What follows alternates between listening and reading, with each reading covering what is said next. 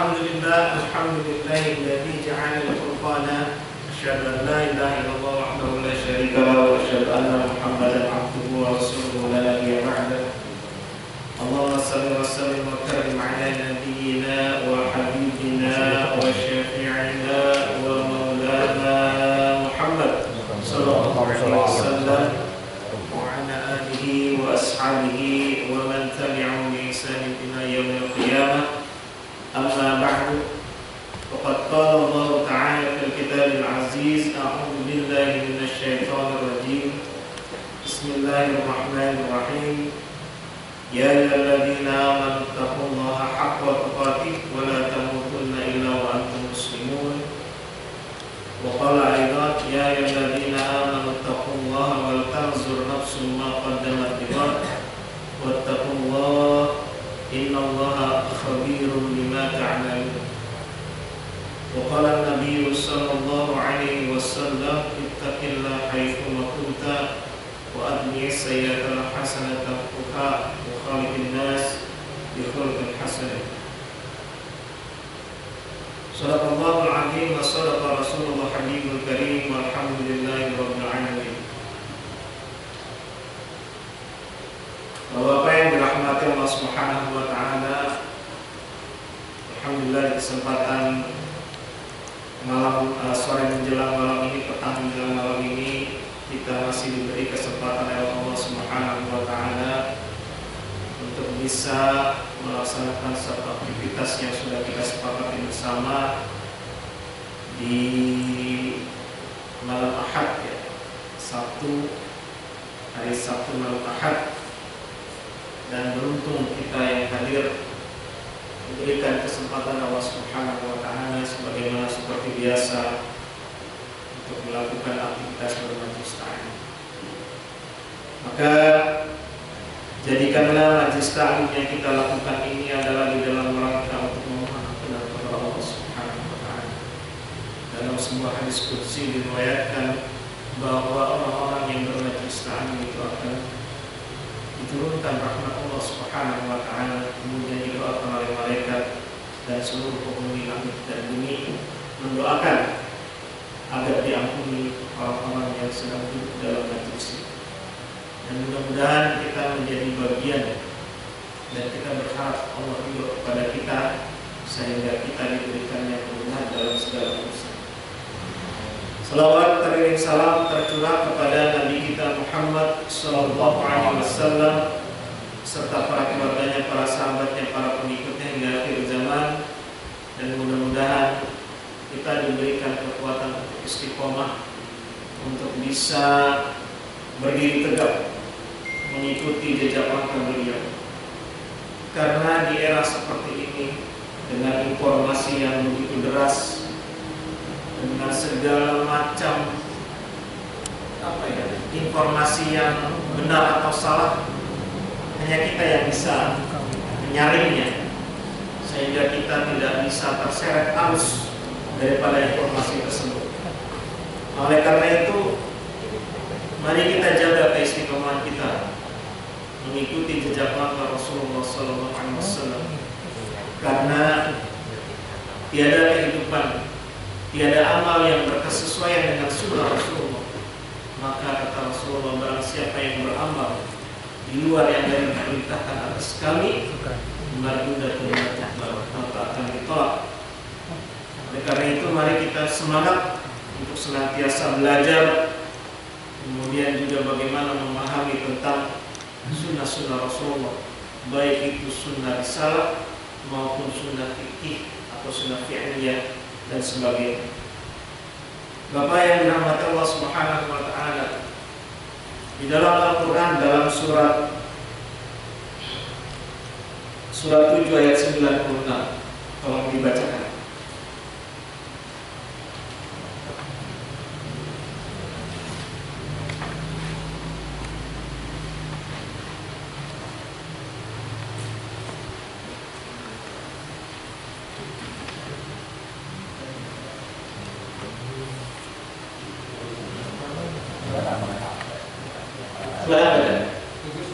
Ya. walau anna ahlal qura amanu wattaqaw lafatahna 'alaihim barakatin minas samai wal ardi walakin kadzabu fa'akhadnahum bima kanu yaksibun. Dan sekiranya penduduk negeri beriman dan bertakwa, pasti kami akan melimpahkan kepada mereka berkah dari langit dan bumi. Tetapi ternyata mereka mendustakan ayat-ayat kami, maka kami siksa mereka sesuai dengan apa yang telah mereka kerjakan. Iya. A'udzu billahi minasyaitonir rajim. Walau anna ahlal qura, jika seandainya apabila anna ahlal qura, satu negeri, satu penduduk, satu RT, satu keluarga atau pribadi, amanu wattaqau, Allah berikan dua persyaratan. Jadi di depannya tentang bicara tentang sebuah kota atau sebuah daerah atau sebuah wilayah atau sebuah di mana ada manusia di dalamnya. Qura, amanu wattaqau, iman dan takwa. Kalimat iman dan takwa ini general sekali, tetapi secara khusus sudah Allah beritakan di dalam Al-Quran apa itu iman dan apa itu takwa. La fatahna 'alaihim barakatin minas samai wal ard, akan kami turunkan. La fatahna itu satu kemenangan. Jadi kemenangannya sebenarnya kan kalau kita bicara tentang manusia sebagai ciptaan Allah, maka kemenangan yang terbesar itu adalah nanti di akhirat. Tapi ini Allah kasih satu peluang, satu gambaran.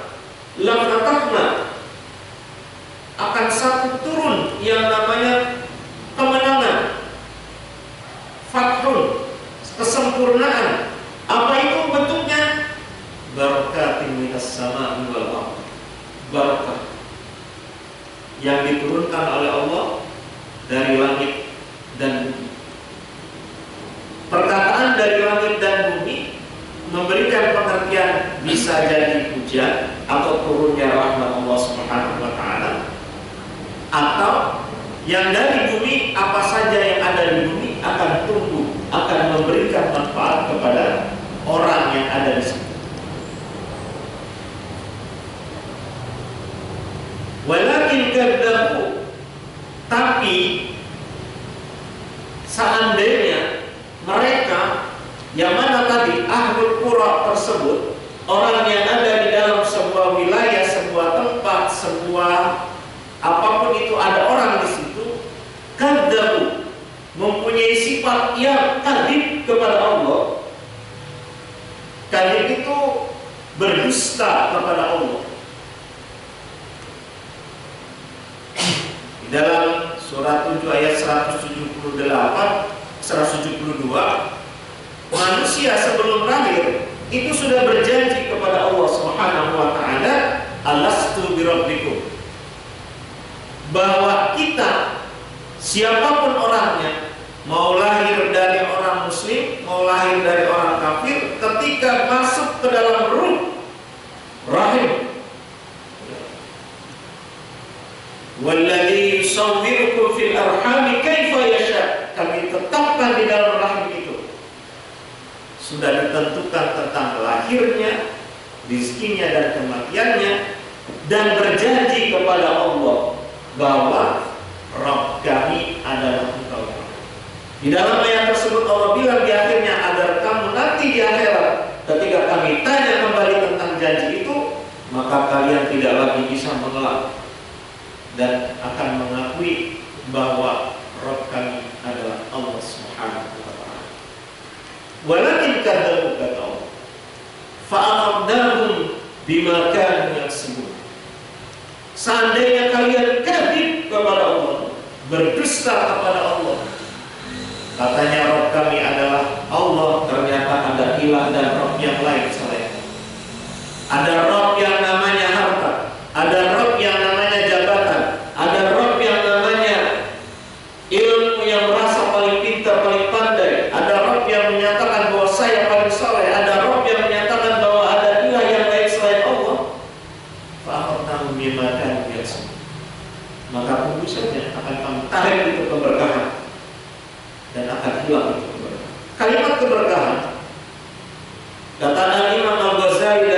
sifatnya tazkiyatun nafsi adalah kenikmatan yang bertambah. Jadi kenikmatan, artinya berkah itu adalah kemampuan kita merasakan bagaimana rizki Allah itu berada pada diri kita, itu sebuah nikmat yang semakin bertambah agar iman bertambah kepada Allah Subhanahu. Makanya ayat ini dilanjutkan, afa amina ahlul qura ayyatihum basuna bayatahum wa hum naimun. Saking kamu lupanya kepada Allah dan kadzib, apakah tidak sadar bahwa yang namanya bencana itu dekat sekali kepada manusia? Bahkan kamu dalam keadaan yang sadar sedang melek atau sedang tidur. Awa amina ahlul qura ayyatihum basuna duham wa hum yar'adun. Bahkan ketika kamu lagi sedang kerja, sedang melek, sedang asik kerja, lupa kepada Allah, itulah cobaan akan datang kepada ditariknya keberkahan Allah Subhanahu wa taala. Kita bisa melihat kondisi kita hari ini. Kita belajar dari apa yang diberikan oleh Allah. Mungkin ada bapak-bapak yang sudah haji atau sudah merasakan umroh di sana. Bagaimana keadaan daerah Mekah? Mungkin tidak bisa sesuai pandangan kita. Isinya adalah cuma batu dan tanah. Tidak bisa hidup rumput seperti kita. Tanah didiemin, kasih air, hujan, rumput tumbuh. Di kita di Indonesia. Di Arab isinya batu dan tanah. Batunya bukan batu yang bisa dihancurkan dengan palu. Batunya batu cadas yang mungkin menghancurkannya tidak bisa dengan pacul. Mungkin pacul kita pacul ke batu, paculnya patah. Tapi coba keberkahan di dalam. Bapak mau anggur? Ada. Padahal di sana nggak ada tanaman anggur. Bapak mau jeruk, mau sangkis, mau yang macam-macam, ada di sana. Mau bakso, ada di sana. Iya, dagingnya daging unta. Padahal baksonya yang bikin jauh dari Indonesia.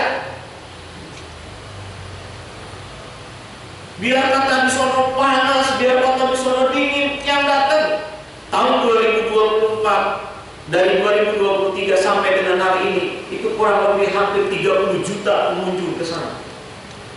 Itu berdatangan terus mencari apa namanya kenikmatan beribadah ke sana. Doanya Nabi Ibrahim, ya Allah jadikannya berbakat dan mubarak, ya Allah jadikanlah berkah ini, makan ini penuh dengan keberkahan. Airnya menjadi air yang terbaik di dunia. Padahal kalau bicara negara, belum disebut negara, belum berdaulat sebagai negara Islam, hanya menyatakan negara kerajaan Arab Saudi. Tapi hukum yang berlaku adalah hukum Islam. Setiap hari Jumat di sana dilakukan yang namanya hukum kisos. Mineralnya, kekayaan buminya, nggak kayak Indonesia. Indonesia mah ibaratnya tanah dan batu, jadi di tanah. Di sana cuma ada mineralnya minyak bumi. Tapi bensin paling murah nggak? Murah.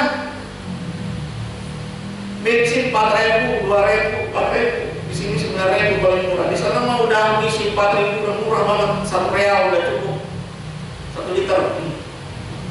Murah.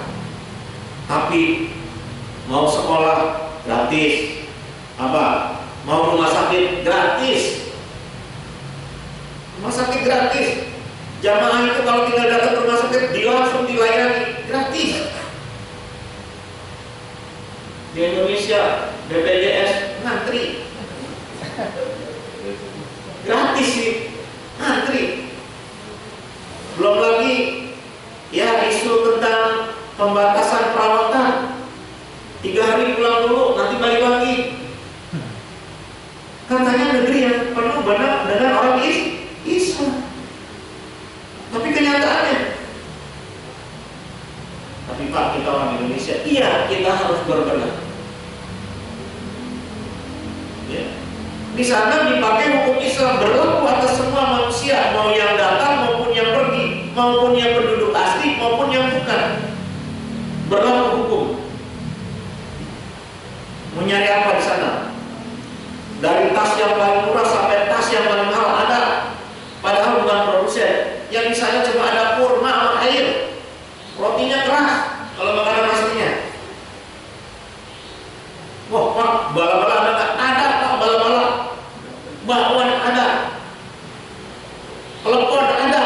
Asal Bapak keluar habis subuh, pagi-pagi habis sholat subuh, ya mau sebelum menuju suruh, itu udah ada dagang tuh. 5 real, 5 real, 5 real. 5 real itu 20.000, Pak. Ya jauh, bahasanya datang ilmunya dari Indonesia itu. Jauh gitu. Jadi saya kalau lihat, Masya Allah, amannya anak. Padahal negerinya cuma terdiri dari batu dan tanah yang tidak bisa ditanami. Datang ke daerah yang dingin, isinya uang kaktus. Ada buahnya lagi di kaktus. Saya juga nggak tahu makanan kayak apa di kaktus. Ada buah. Sana sini isinya batu dan tapi Allah berkati. Tapi jangan lupa, negeri yang kayak gitu tuh biasanya musuhnya banyak. Iya, musuhnya banyak. Kenapa? Karena yang dikuasai. Cuma karena dia negeri yang udah orang beriman dan ditetapkan oleh Allah sebagai negeri yang teraman, gak ada yang berani. Setingkat Amerika aja, yang kalau ngatasin Arab dia paling berani naruh tentaranya itu di luar di area sana. Nggak berani dia masuk ke Masjidil Haram karena tahu bagaimana kesakralannya daerah Masjidil Haram, daerah yang haram daripada maksiat kepada Allah Subhanahu wa Ta'ala. Walaupun ada, tapi tipis dan kecil sekali. Isinya orang yang ibadah. Di dekat kita ada yang sedang menerapkan syariat Islam secara utuh. Bentuknya juga kerajaan. Itu yang di Kalimantan, apa namanya? Brunei Darussalam. Brunei Darussalam beberapa tahun belakang ini, itu rajanya sudah menetapkan bahwa hukum yang berlaku di negeri itu adalah hukum Islam. Tapi belum bergelar sebagai negara Islam.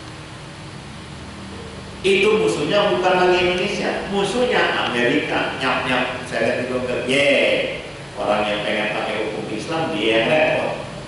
Kenapa?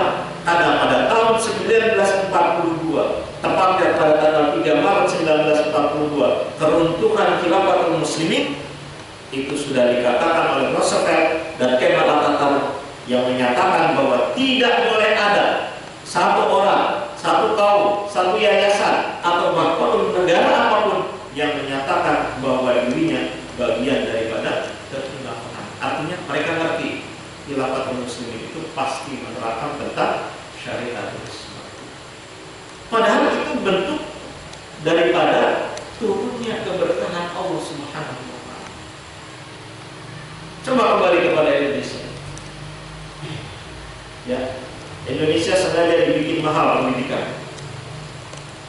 Sengaja mahal. Nah, pendidikan memang sengaja dibikin mahal. Biar apa? Biar susah orang Indonesia, levelnya biar jangan sampai tinggi. Memang dibikin demikian. Supaya apa? Karena jika orang-orang di dalamnya bodoh, maka lebih mudah dikuasai. Dan yang paling ngeri tadi, dicabutnya keberkahan Allah Subhanahu wa Ta'ala. Iya Pak, dicabut. Ya tadi keberkahan, nikmatnya harusnya bertambah. Ya kan? Mineral apa yang ada di Indonesia? Ya. Mineral apa yang ada di Indonesia? Di Arab garam itu susah, tapi ada di Arab garam. Di Indonesia garam mahal. Petani garam sudah malas garam. Kenapa? Kerjanya susah, jualnya murah, udah disampaikan ke masyarakat mahal. Apalagi kalau udah dibungkus plastik masuk supermarket mahal. Itu kan yang hari ini dirasakan bagi orang yang tidak mampu berkompetisi tentang kehidupannya. Kemiskinan meningkat. Dalam 4 tahun terakhir menaik dari 20% menjadi 30%, 10% naik kemiskinan. Jadi memang ekonominya meroket nyungsep. Iya, nyungsep. Belum nyampe dan nyungsep. Kalau diteliti kekayaan Indonesia dari 320 juta orang yang ada di Indonesia, itu yang hanya menguasai ekonomi Indonesia tidak lebih daripada 10 juta orang. Artinya 10 juta menguasai 350 juta.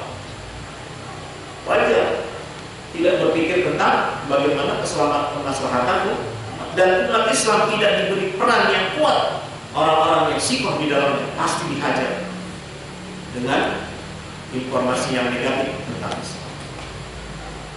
Orang yang korupsi santai hari ini 270 triliun itu kalau dibagi 350 juta kurang lebih hampir 1 juta atau 1 sampai 2 juta orang setiap bulan tidak perlu kerja sudah dapat duit 1 juta 2 juta. Anaknya yang elektro 1 juta 2 juta nih duit. Sama kayak di Arab itu kalau orang lahiran kasih hadiah kerajaan. Di Indonesia, apalagi saya udah 30 juta, setengah mati sekarang. Sehingga kalau mau lahiran, ya udah akhirnya nanti ngawal anak-anaknya tidak berpendidikan. Kenapa? Karena kemampuannya memang sengaja untuk dikuasai. Pajak bagi si miskin dinaikkan, tapi pajak bagi si konglomerat dibebaskan. Itu yang namanya negeri yang sedang ditarik oleh Allah. Saya merasakan mungkin yang lahir tahun 70-an bapak-bapak ini, yang 50-60 ke atas. Bagaimana tahun 1970 sampai dengan tahun 19 sebelum Krismon?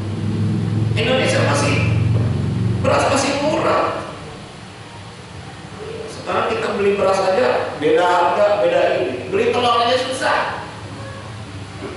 Saya kalau dulu waktu kecil Pak nggak makan telur ayam, telur bebek saya nyari telur ayam susah. Sekarang kembali nyari telur bebek susah. Bukan susah sih, mahal. Dulu makannya telur bebek. Wah sekarang telur bebek mah kolesterol Pak tinggi. Enggak juga. Ya kuningnya jangan dimakan. Memang luar biasa. 5 perak itu saya bisa 5 perak kayak 5 perak kalau. Jadi sebetulnya kalau bicara uang keuangan tentang data keuangan, kita itu uang kertas itu sebetulnya dalam kondisi dibohongi sebetulnya. Kenapa? Karena nilainya tidak segitu. Uang yang punya Bapak 100.000 itu harusnya ada jaminan emasnya 100.000 sama dengan emas itu berapa gram yang ada di kas negara. Seharusnya begitu cara pandang. Sebagaimana dolar itu kas. Makanya Amerika itu kalau ditutup Freeport puyeng dia. Kenapa? Karena dia keluar itu uang dolar. Karena bagi dia dolar itu diperjualbelikan. Sementara Islam melarang jual beli uang, kecuali memang dinar-dinarnya memang emas. Dinar-dinar itu Pak dari zaman Rasulullah sampai sekarang 1 dinar dia tetap 1 dinar. Cuma fluktuasi uangnya memang berbeda. Sekarang 1 dinar itu kan sekitar 2,8 juta. 1 dinar. Kenapa? Karena 1 dinar itu berapa gram emas. Dan tetap dari zaman Rasulullah sampai sekarang sama. Makanya dinar itu waktu salah satu isu yang terjadi pada kejatuhan Irak itu adalah ketika Saddam Hussein menginginkan satu kawasan Jazirah Arab itu menggunakan dinar dirham sebagai alat tukar resmi terkait dengan penjualan minyak bumi. Makanya dia dihajar. Isunya nuklir, padahal nggak nemu sampai sekarang. Dan orang-orang yang mengeksekusinya merasa berdosa. Kenapa? Tidak tahu masalah utamanya apa, tiba-tiba dia dieksekusi. Hari ini dicabut Pak keberkahan itu, diambil oleh Allah Subhanahu wa Ta'ala. Iya sih, makan masih bisa, tapi kenikmatannya dicabut. Orang berlomba-lomba untuk memperkaya diri. Ada fenomena nggak perlu sekolah dapat gelar. Dokter lagi.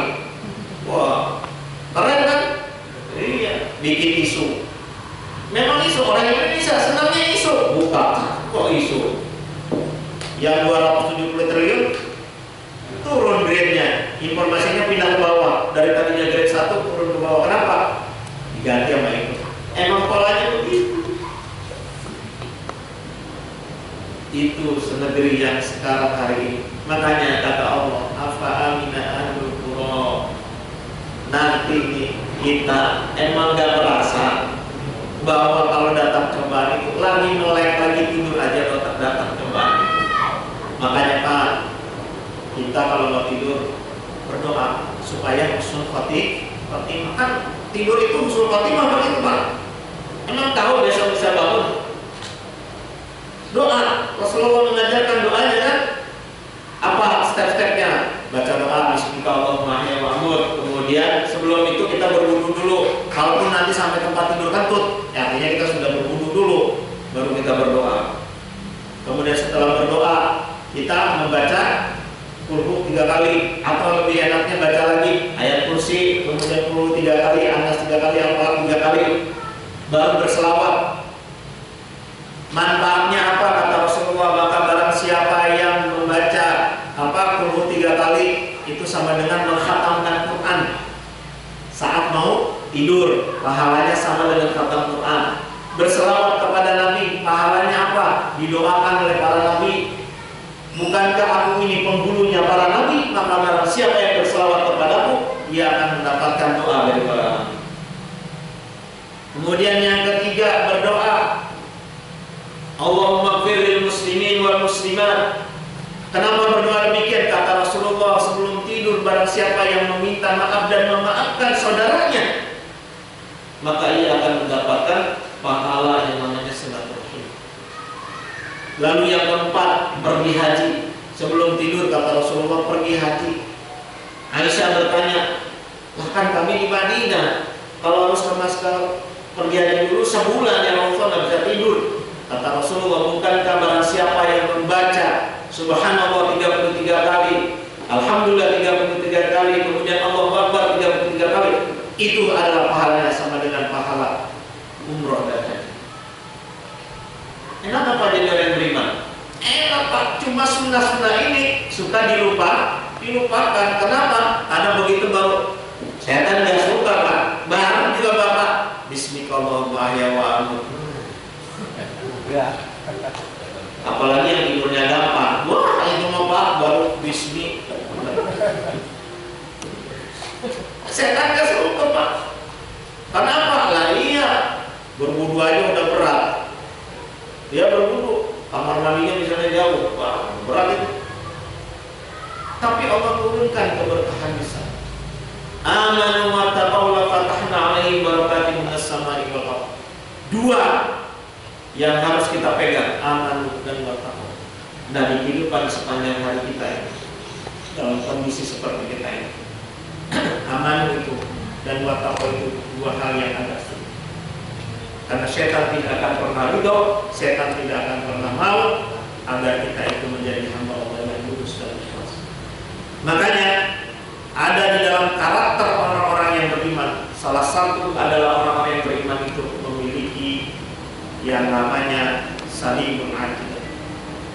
Salimul aqidah bagi orang-orang yang ingin diturunkan keberkahan adalah meluruskan akidahnya, menguruskan akadannya kepada Allah Subhanahu wa taala. La ilaha illallah Muhammadur Rasulullah. Qul huwallahu ahad, Allahus samad, lam yalid wa lam yulad wa lam yakul lahu kufuwan ahad. Itu lurus Pak. Allahus samad benar enggak? Biasanya kalau Allahus samad itu kalau kita lagi susah Pak. Iya, Allah itu tempat bergantung. Tapi kalau tempat bergantungnya kalau lagi susah, kalau lagi senang mah bohong. Lagi susah dalam surat 39 ayat 20 Allah berikan ketika orang lagi susah, lagi sedih, lagi ditimpa bahaya, dia berdoa kepadaku dengan begitu sangat khusyuk dan taat dan patuh kepada Allah. Tapi begitu kami hilangkan kesulitannya, saat itu juga ia berbuat musyrik kepada Allah. Mau contoh? Gampang. Bapak lagi sakit kepala, banyak menyebut nama Allah, ya Allah sakit kepala. Tolong beliin gua bodrek. Kalau minum. Begitu habis minum bodrek, hilang sakit kepala. Alhamdulillah apa gimana tuh dibaca? Alhamdulillah, benar-benar di bodrek memang cocok buat gua. Habis nyebut alhamdulillah, tapi yang dipuji bukankah itu salah satu yang menyebabkan hilangnya tadi rasa syukur kita kepada Allah? Hanya kalau mau minum obat, jangan lupa faida maridtu fa huwa yasfi, kata Nabi. Jika aku sakit, maka Allah lah yang menyembuhkan. Baru minum obat. Bismillah. Sehingga ketika sakit kepala sembuh, ya bukan karena obat. Emang Allah menghendakinya sembuh. Cuma tadi, setan itu pintar sekali lagi agar kita melupakan bahwa kita ini Allahus Samad, bahwa kita bergantung kepada Allah. Ketika kita sakit, berobat karena dokter ini nggak sembuh, begitu ketemu dokter ini cocok, langsung disebut apa? Lu kalau mau berobat, dokter Ono yang keren. Kenapa? Gua berobat kemana-mana nggak sembuh. Allah dia sembuh. Waktu sakit ya Allah sembuhkan. Begitu selesai, yang dipuji siapa? Itu yang kadang-kadang, makanya kata Rasulullah, kesyirikan itu bagaikan semut hitam berjalan di malam gelap dan berjalan di atas batu yang hitam. Udah kagak ada lampu, itu semut hitam berjalannya di batu hitam. Kelihatan nggak? Kagak kelihatan. Tapi kita secara tidak sengaja sudah musyrik kepada Allah Subhanahu wa Ta'ala dengan kalimat kufur kepada Allah Subhanahu wa Ta'ala. Maka hati-hati, ya. Maka salimul akidah ini bagi orang-orang yang beriman adalah faktor yang pertama agar akidahnya kuat kepada Allah Subhanahu wa Ta'ala, terikat kuat, tidak goyah. Karena kalau ini goyah, wah udah semuanya akan goyah. Bagaimana caranya supaya salimul akidah ini bisa kita lakukan atau bisa kita pertahankan? Maka yang pertama adalah lakukan muraqabah kepada Allah Subhanahu wa Ta'ala. Muraqabah kepada Allah Subhanahu wa Ta'ala itu seolah-olah Allah sedang mengawasi kita, dipantau kita. Memang benar Allah memantau kita. Allah memantau kita dari mana? Jangankan malaikat Raqib dan Atid kata Allah yang ada di sisi kanan sisi kiri. Allah juga lengkapi dengan sensor yang melengkapi kita, kulit kita, mata kita, telinga kita, kaki kita, tangan kita. Bahkan dalam surat Yasin mereka akan berbicara kepada Allah Subhanahu wa Ta'ala menjadi saksi. Dan kita tidak akan pernah mengelak dan kita datang kepada Allah satu persatu bertanggung jawab. Muraqabah kepada Allah. Kemudian yang kedua, menjaga kebersihan hati. Jaga kebersihan hati kita. Jangan zon, apalagi su'uzon. Jangan zon, Pak. Ya. Kalau kata orang nih, kalau katanya yang pernah umroh katanya, hati-hati kalau lagi umroh. Kenapa? Mulut ini jaga. Memang iya, kalau lagi umroh itu jangan berbuat maksiat, jangan rafat, jangan berkata kotor, jangan melakukan hal-hal yang di luar daripada perintah Allah. Kenapa? Allah akan balas kezaliman. Allah akan balas kezaliman. Saya nggak berbuat sulit sebetulnya waktu itu. Saya cuma bilang sama istri saya, alhamdulillah saya naruh sendal 2 tempat di Masjid Madinah. Jadi satu di sini, satu di sono. Waktu pertama waktu saya pulang, alhamdulillah dua-duanya ada, Pak. Saya ngomong sama istri saya, alhamdulillah. Padahal saya masih benar, alhamdulillah. Saya melakukan aktivitas yang biasa di Indonesia, maksudnya kalau naruh sendal itu dipisah, nggak hilang. Besoknya naruh jadi satu sama saya, ditaruh tempatnya, hilang. Mungkin hilangnya bukan karena dicuri, mungkin nggak nyangka kalau itu bukan sendalnya dia. Hilang, Pak. Akhirnya saya nyeker. Itu di Madinah, Pak. Kalau di Mekah saya diem aja, Pak. Pokoknya saya zikir, tasbih. Kenapa? Ada cerita. Ya, ada cerita. Dia ngomong, ini perempuan yang cerita. Dia bersama. Kan kalau orang India, kalau lagi tawaf, kan pakainya cuma baju sari, Pak. Nggak kayak kita kan jilbaban pakai kaos kaki ya. Apa dia ngomongnya? Itu dia nggak ngomong, cuma bilang hatinya begini. Itu sholat nggak pakai kaos kaki, nggak kayak begini. Apa yang diterima? Dia menilai orang. Hati-hati tuh, Pak. Padahal cuma tersimbol dalam hati. Besoknya, Pak, nggak lama, besok dia 3 hari lupa pakai kaos kaki ke Masjidil Haram. Artinya jangan berbuat nafas, jangan julid sama orang, bersihin hati. Ketemu orang adalah yang ada maaf dan kasih sayang. Ya kecuali mau pencuri, kalau datang merampok, baik-baik senyum-senyumnya. Jangan, itu mah bukan tepat. Sama saudara kita, sesama muslim, atau sama tetangga kita, tebarkan salam, tebarkan senyum, supaya hati kita bersih kepada Allah Subhanahu wa Ta'ala. Kalau hati kita bersih, Pak, hidup ini enak, Pak. Mau orang mau beli apa terserah. Coba kalau hatinya julid, besok ganti mobil, besok bawa Pajero, kemarin Expander, sekarang Pajero, pasti boleh terus. Padahal mobil kan kantor. Nggak lama beli TV yang tadinya 33 in jadi 60 in. Duitnya dari mana tuh? Padahal cuma pegawai biasa. Lah siapa tahu dia dapat grand prize. Kan nggak tahu kita. Tapi karena hati kita sudah kotor, yang ada adalah prasangka, dan bahaya prasangka itu sama dengan bahaya kita memakan bangkai dan saudara. Kemudian yang selanjutnya, orang-orang yang salimul aqidah adalah orang-orang yang senantiasa mengingat akhirat. Walal akhiratu khairul laka minal ula. Jadi hidupnya mempersiapkan dirinya untuk kehidupan akhirat. Bukankah kita ini apa yang kita kerjakan, apa yang kita lakukan, apa yang kita simpan, kalau nyawa sudah di badan, sudah keluar dari nyawa, dari badan, sudah ada yang tidak bisa kecuali tangisan doang. Nolong bisa, kagak bisa. Kalau sudah nyawa, sudah Allah ambil. Jangankan orang kita yang tidak biasa, orang yang ya, mungkin pernah baca ada orang 10 miliarder pengen datangin ke kapal Titanic pakai peralatan yang canggih luar biasa, pengen supaya nggak mati nyelemnya. Matinya di mana, Pak? Lah di kapal itu juga matinya. Keluar di rekaman, minta tolong saya, tolong saya. Apakah hartanya bisa membantu? Padahal duitnya nggak ada ukurannya, duitnya miliaran, bisa bayar orang tapi tidak bisa bayar nyawanya. Makanya kata Allah, ya, faida jika napas itu sudah di sini, orang semua itu diantara kita pengennya sedekah. Ya. Ketika nyawa sudah di kerongkongan, apa yang dikatakan oleh orang-orang itu? Ya Allah, fa'asaddaqa wa akun minasol.